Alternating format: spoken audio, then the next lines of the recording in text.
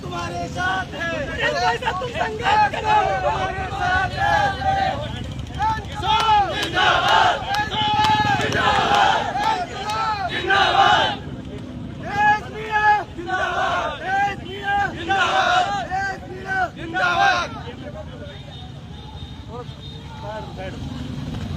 आराम देखिए। नरेश भाई साहब तुम संघर्ष करो, नरेश भाई साहब तुम संघर्ष करो। इंकलाब जिंदाबाद, इंकलाब जिंदाबाद, नरेश भैया जिंदाबाद, नरेश भैया जिंदाबाद, इंकलाब जिंदाबाद, इंकलाब जिंदाबाद।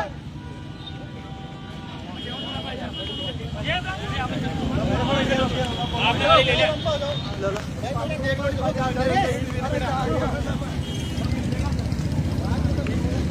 नरेश भाई साहब तुम संघर्ष करो, हम तुम्हारे साथ हैं। नरेश भाई साहब तुम संघर्ष करो, हम तुम्हारे साथ हैं। किसान एकता जिंदाबाद, किसान एकता जिंदाबाद, ज़मीना जिंदाबाद, ज़मीना जिंदाबाद, जिंदाबाद, जिंदाबाद, जिंदाबाद, जिंदाबाद। नरेश भाई साहब जिंदाबाद,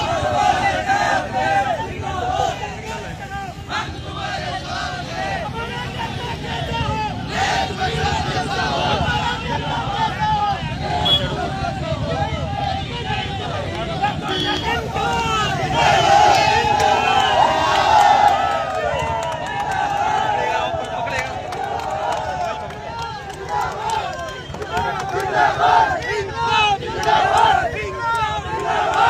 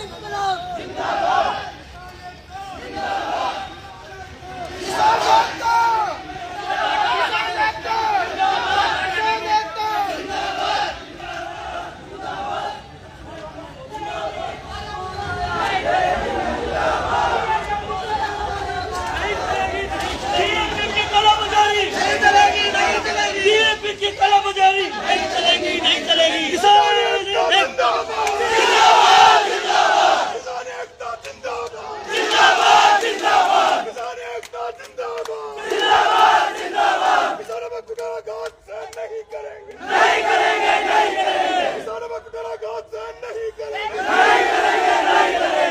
एकता जिंदाबाद जिंदाबाद जिंदाबाद। खाद की कालाबाजारी बंद करो बंद करो बंद करो। खाद की कालाबाजारी बंद करो बंद करो बंद करो। किसानों को सही रेट पे खाद दो खाद दो खाद दो। किसानों को खाद दो खाद दो खाद दो। किसानों को खाद दो खाद दो खाद दो। किसानों को खाद दो खाद दो खाद दो। खाद की कालाबाजारी बंद करो बंद करो बंद करो। खाद की कालाबाजारी बंद करो बंद करो बंद करो। हम तुम्हारे साथ हैं तुम संघर्ष करो हम तुम्हारे साथ हैं।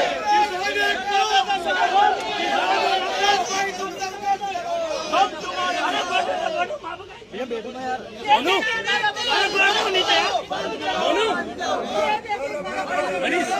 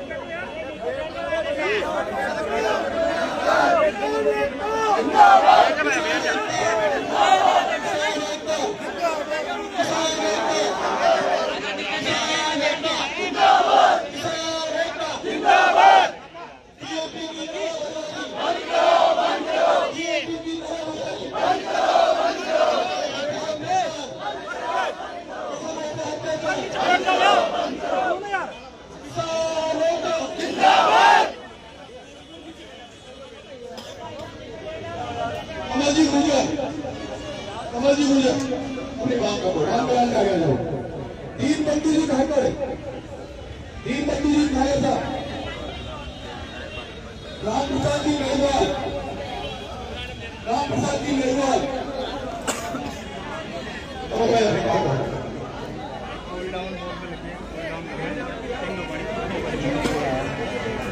सर ऐसा पूछ रहे हैं क्यों करते हो भाई?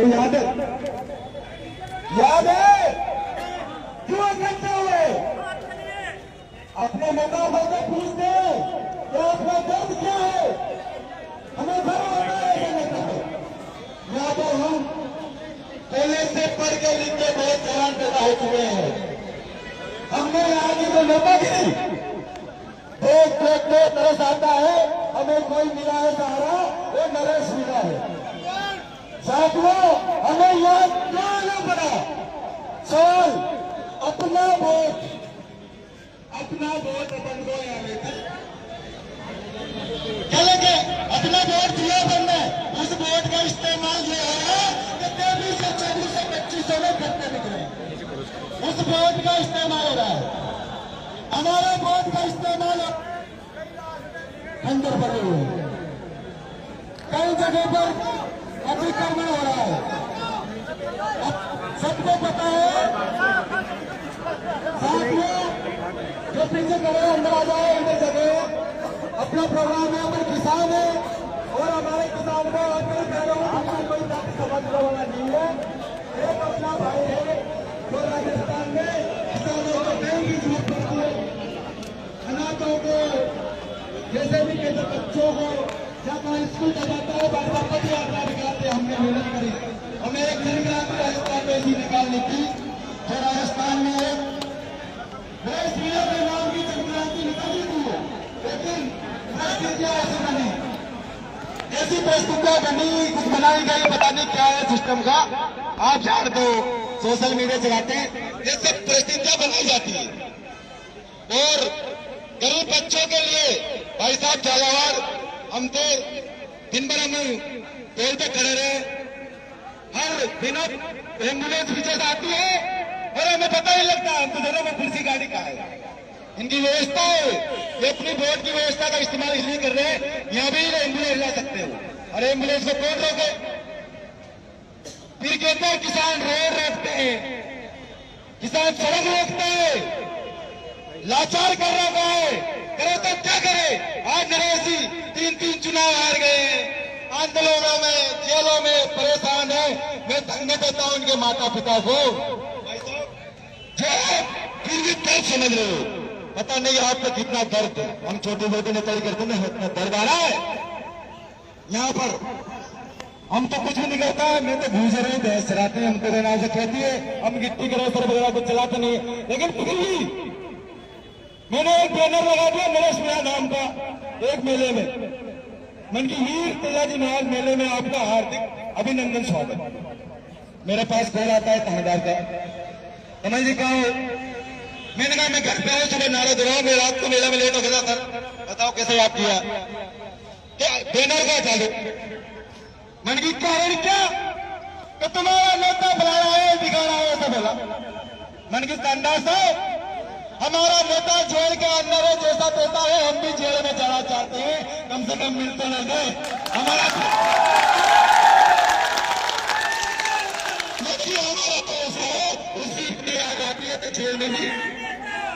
अगर भाई साहब जेल में जाएगा तो भाइयों उनके दीवाने ऐसे हैं तो जेलों में पता नहीं क्या क्या गाने चलेंगे, जेलें सुधर जाएगी राजस्थान की।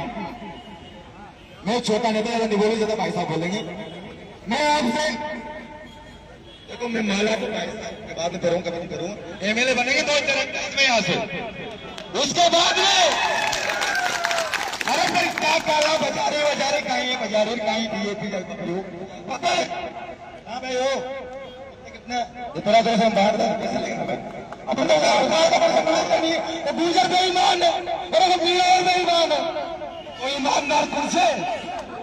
ईमानदार ये 1300 कट्टे को 2500 में बेच रहे।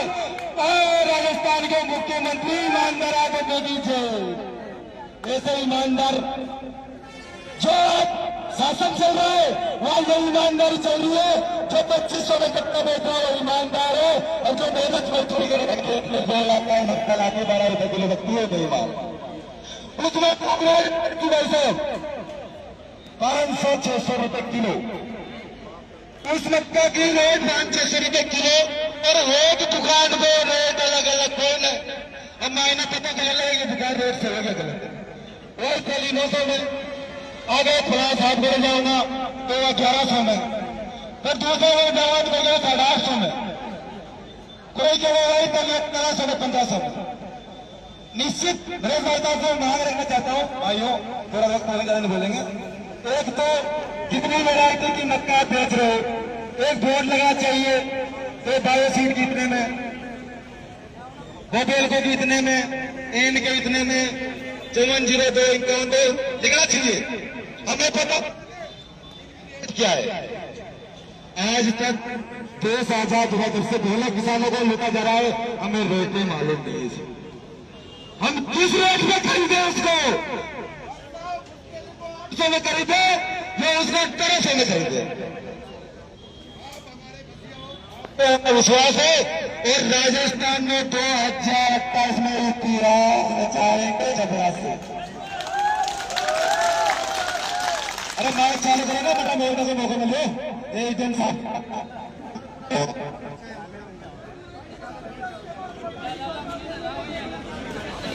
तो और जो किसानों को खाद उपलब्ध मिलेगा, अटैचमेंट देंगे नहीं देंगे, ये इन जवाबों को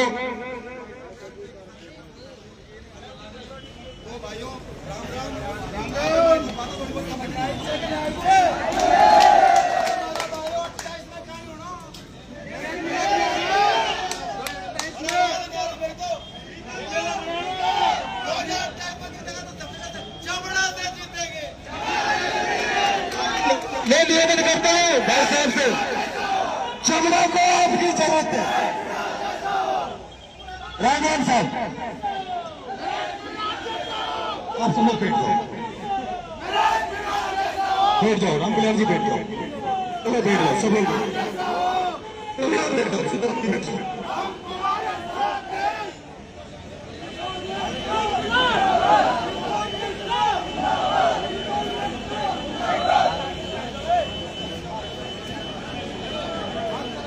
मेरे छबड़ा सीताबोल के किसानों के प्रति दिल में दर्द रखने वाले जो भी युवा साथी, बुजुर्ग साथ, आप इतनी बड़ी तादाद में यहाँ पधारे, उसके लिए मैं आप सबको धन्यवाद ज्ञापित करता हूँ।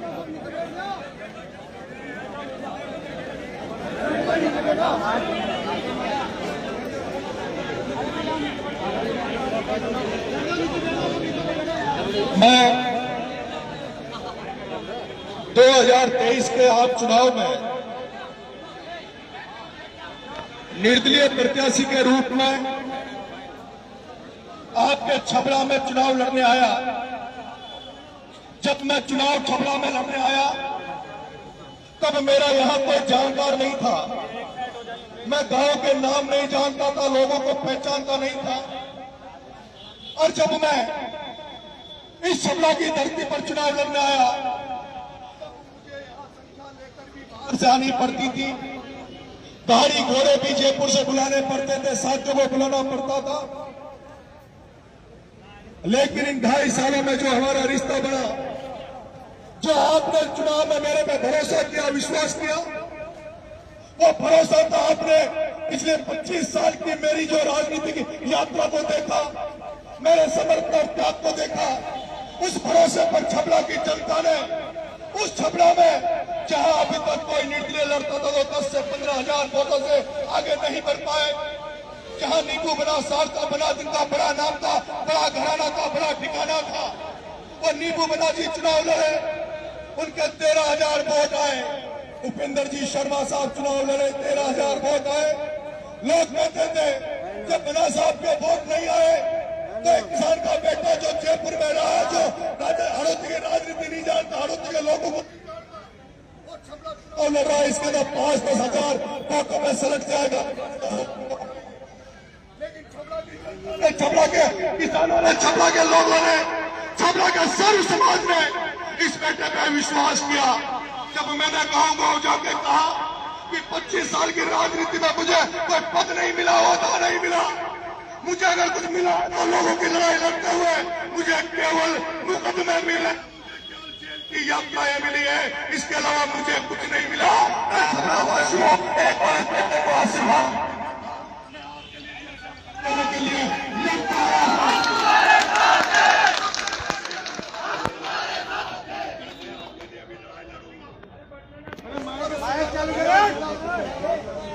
छबड़ा की धरती पर आपके बेटे को 41,000 वोट आपने मुझे दिए, उसके लिए मैं छबड़ा की धरती पर आप लोगों का एहसास मत रहूंगा। जीवन में आपका कर्ज कभी नहीं चुका सकता। मेरा मन था छबड़ा चुनाव खत्म होने के बाद कि जिस छबड़ा की जनता ने मुझे विश्वास दिया, भरोसा दिया, उसका कतरा कतरा प्याज सहित चुका, उनके लिए लड़ाई लड़ूं, संघर्ष करूं। लेकिन आपको पता है छबड़ा के चुनाव के बाद आपको ध्यान होगा, दौसा, फिर देवली, उनियारा, फिर अंता चुनाव में बिजी रहा। इन 2.5 साल में 9 महीने आपके बेटे की जेल में कटी, जेल यात्रा झेलनी पड़ी। समरावता में 8 महीने जेल रहा। 40 दिनों जो पिपलोदी में गरीबों के बच्चे मर गए, उन गरीबों के बच्चों के लिए लड़ाई लड़ते हुए 40 दिन वहां जेल में रहा। आपका कर्जा नहीं चुका पाया। कई बार मन में सोचता था कि छबड़ा की जनता का कर्जा कैसे चुकाऊं। तब मैं प्लान करता था कि वो जो थर्मल में जो युवा नौकरी कर रहे हैं, जो थर्मल में युवा नौकरी कर रहे हैं, जितना नरेगा में वेतन मिलता है उससे कम थर्मल में नौकरी करने वाले युवाओं को नौकरी में पैसा मिलता है, 7-7, 8-8 हजार की तनख्वाह है, उनकी तनख्वाह बढ़ाने के लिए आंदोलन करूं। यहाँ के जो छबड़ा में थर्मल लगा है, जो अडानी में थर्मल लगा है, यहाँ के लोकल बच्चों को उसमें नौकरी लगाने के लिए आंदोलन करूं, यहाँ की सड़कों के लिए आंदोलन करूं। जिस तरह से यहाँ की जनता को 2.5 साल पहले नारकोटिक एनडीपीएस के नाम पर लूट, थानों में लूट नशों की चलती थी। आज भी मैं देख रहा हूँ लूट नशों की तो भी होती है, लेकिन कहीं कहीं नरेश मीणा का उन वर्दी वालों में, यहाँ के प्रशासन वालों में ये भी डर रहता है कि कहीं नरेश मीणा लड़ने नहीं आ जाएंगे हमारे।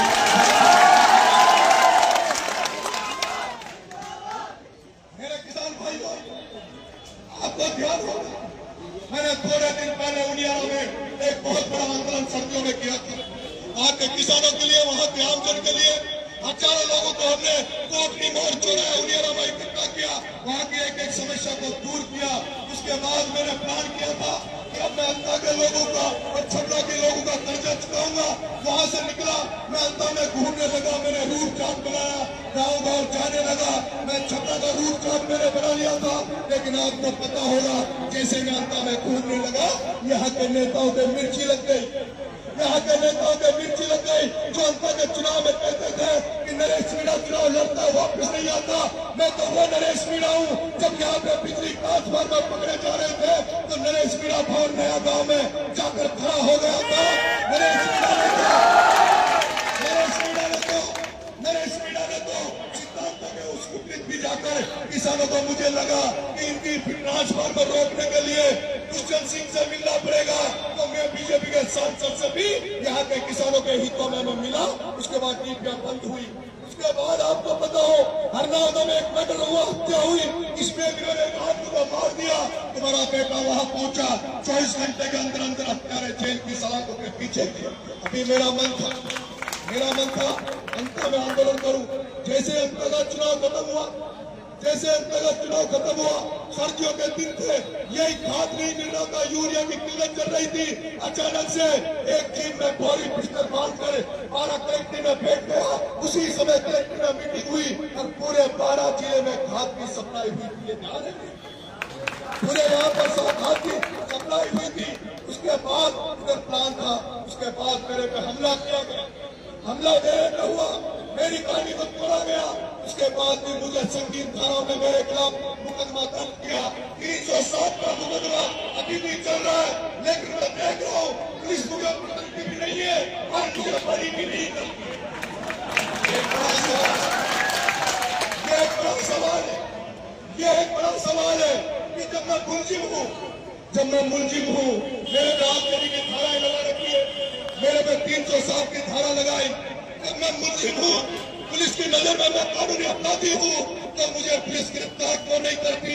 लेकिन मेरे किसान भाइयों, बहुत बड़ा कारण ये है, वो चाहते हैं इसको भगाते रहो, ये 12 में नहीं आना चाहिए, इसके अंदर डर बेकार है, यहाँ आएगा तो गिरफ्तार कर लेंगे। वो मेरे से खेल खेल रहे हैं कि जितना दूर रहेगा 12 जिला शांति से निकलेगा। बीच में मुझे भी ये डर था कि बिना कारण पुलिस उठा लेगी, फालतू में इतने दिन निकल गए, मुझे भी मेरे काम धंधे संभाल लेते, मैं भी डरा था। लेकिन पिछले दिनों मैं जब छपरा में घूमा, कई गाँव में भी ब्याह शादी में गया, तो छपरा के किसानों ने कहा कि साफ खाद नहीं मिल रहा, मक्का की खेती होती है, डीएपी के लिए तरस रहे हैं, डीएपी के 1350 का कट्टा 2200 2000 में मिल रहा है। बिना अटैचमेंट के कट्टा नहीं देते, मेरे एक लेटर मेरे पास आया है 4 तारीख को 12 के कलेक्टर ने आदेश निकाला था। वो आदेश था कि बॉर्डर पे चौकियां लगाई जाए, 12 जिले का खाद बाहर नहीं जाना चाहिए। लेकिन मुझे पता लगा जब तक यहाँ का प्रशासन जागा नहीं, उसके पहले तो यहाँ का खाद पूरा का पूरा मध्य प्रदेश में चला गया, और जो बचा हुआ है उसको किसान जब दिन में जाते हैं तो दिन में खाद देते नहीं है, दिन में कहते खाद नहीं है, और फिर रात के अंधेरे में उन्हीं किसानों से ज्यादा रेट लेके, ज्यादा पैसा लेके खाद बांटते हैं। मैंने एसडीएम से बात करी, मुझे लगा कि बात करने से काम हो जाएगा। मैंने एसडीएम मैडम से बात करी, मैडम खाद की दिक्कत आ रही है, खाद दिलाओ। मैडम ने कहा मैं मीटिंग बुला रही हूँ, 3 दिन पहले यहाँ ब्लॉक में मीटिंग हुई, 3 दिन पहले ब्लॉक की मीटिंग हुई। मैडम ने कहा मैं मीटिंग बुला रही हूँ, आज आदेश कर दूंगी। लेकिन मैंने नहीं सुना किसी अखबार में एक भी लाइन खाद के लिए आई हो, टीवी पे आई हो। कोई मीटिंग में क्या चर्चा करी, ना जनता को पता लगा, ना जो कालाबाजारी करते हैं डीलरों को पता लगा। आज हालात खराब है। आज अगर हम लोग तैयारी करके आते तो हो सकता था हम लोग 10-20 हजार लोग लेके आते। और ये प्लान भी कर रहा हूँ कि जल्दी एक ऐसा आंदोलन इस 12 की धरती पे करेंगे जो आज तक 12 की धरती पर कभी कोई आंदोलन नहीं हुआ। लेकिन जब मैं गाँव में गया, जब मुझे खाद की समस्या बताई, तब मैंने कल एक वीडियो जारी किया। मैंने ये नहीं कहा कि मैं धरना दूंगा, मैंने ये भी नहीं कहा कि आप लोग आना। मैंने तो सिर्फ ये लिखा था कि 2 बजे छपरा की एसटीएम से खाद की किल्लत को लेकर मिलूंगा, लेकिन जिस तादाद में इस गर्मी में, इस हाई टेम्परेचर में जिस तादाद में किसान आए, एसटीएम साहब आप देख लो, डिप्टी साहब आप देख लो, खटाना जी आप देख लो, कितनी बड़ी तादाद में किसान आए। ये वो किसान है जो परेशान है, जो खाद की वजह से परेशान है। मैं देख रहा हूँ यहाँ नेता तो खेल खेल रहे, यहाँ नेता खेल खेल रहे, यहाँ नेता खेल खेल, यहाँ जब गरीबों को ठेले हटाए जाते हैं, यहाँ जब अतिक्रमण के नाम पर गरीबों के ठेले हटाए जाते हैं, यहाँ पर गरीबों की जमीनों पे कब्जा किया जाता है, तब करण सिंह के मुंह में दही जम जाता है। करण सिंह एक शब्द नहीं बोला जब वो ठेले हटाए गए, गरीबों की